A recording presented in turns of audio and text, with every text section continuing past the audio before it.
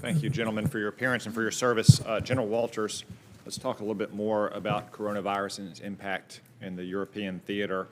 I'm reading here from a Stars and Stripes report on Sunday saying that at Vicenza, there had been a temporary closing Monday through Wednesday of all dependent schools, activity centers, fitness centers, theaters, and chapels. Is that report accurate?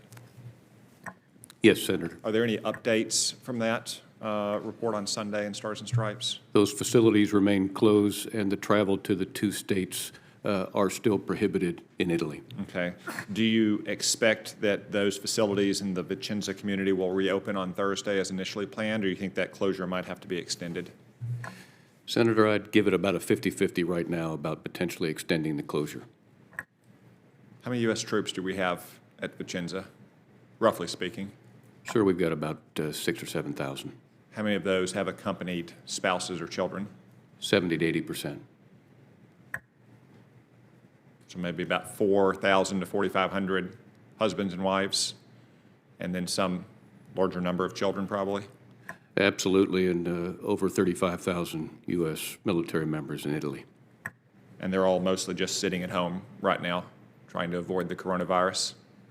Not mostly, but there's a fair amount. Yes, sir. Coronavirus has been present in Germany as well. In fact, that was one of the first European nations in which it appeared. It hasn't appeared in the numbers yet that have exploded in Italy in the last few days. Do you, first off, has there been any such closures at our military bases in Germany? Not yet, Senator, but we're anticipating an increase in the number of cases reported in Germany, and we're prepared to execute. Troubling situation. Let's move to another troubling situation, which you've spoken about briefly as well, Huawei, the Chinese telecom company. You state in your written testimony that 5G networks by Huawei will place intellectual property, sensitive technology, and private personal information at heightened risk of acquisition and exploitation by the Chinese government. You further say that this ongoing initiative, coupled with China's growing interest and investment in European ports and infrastructure, complicates steady state and contingency operations. It sounds like you consider the use of Huawei and 5G networks in Europe to be a threat to our national security. Is that correct? Certainly a threat to the soldiers, sailors, airmen, Marines. My next question was, is it a threat to the troopers that you lead?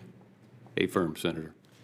Unfortunately, some European nations are moving forward with Huawei technology in their networks, most notably our NATO allies, the United Kingdom and Germany.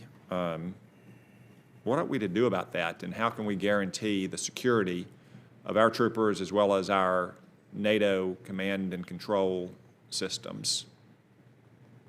Senator Cotman, it's vigilance, education, and going back to the basics with respect to network protection of the critical data on the technical side of the house and the personal side of the house for our soldiers, sailors, airmen, Marines, not just in the U.S., but all of our NATO forces. Do your military counterparts understand the threat that Huawei poses? Yes, Senator. So the problem may be at the political leadership level. Statement, not a question. Finally, I want to conclude on a somewhat related matter. We discussed this yesterday in our meeting. I want to bring everyone's attention to an alarming poll by the Pew Research Center among 16 NATO countries. Happily, it shows that NATO's favorability rating is pretty strong, 2-to-1, in fact, 53 to 27 of the peoples of these 16 countries have a favorable impression of NATO. Not surprisingly, NATO scored pretty low in Russia. Somewhat disappointingly, though, when asked who should fight Russia if there were a conflict between a NATO ally and Russia, only 38% of peoples in these nations said, my nation should fight Russia, whereas 50% said the United States should fight Russia. And in some of the biggest NATO allies, it was even more alarming. In Italy, 25% said, we'll fight them. 75% said, you Americans go fight. In Germany, it was 34-63, so that's not too much. General Walters, can Europeans expect Americans to care more about their security and their kids than they care about their security?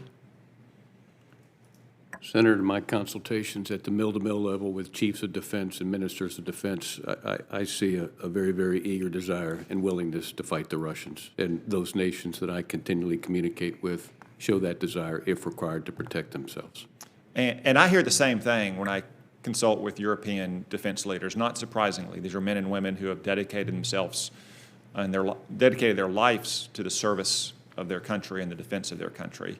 So it's really a political problem at the level of political leadership in Europe, both in the leaders and the leadership that they show to their peoples, to demonstrate that they have to be willing to fight as hard for their future and their security as they expect Americans to fight for them. Thank you.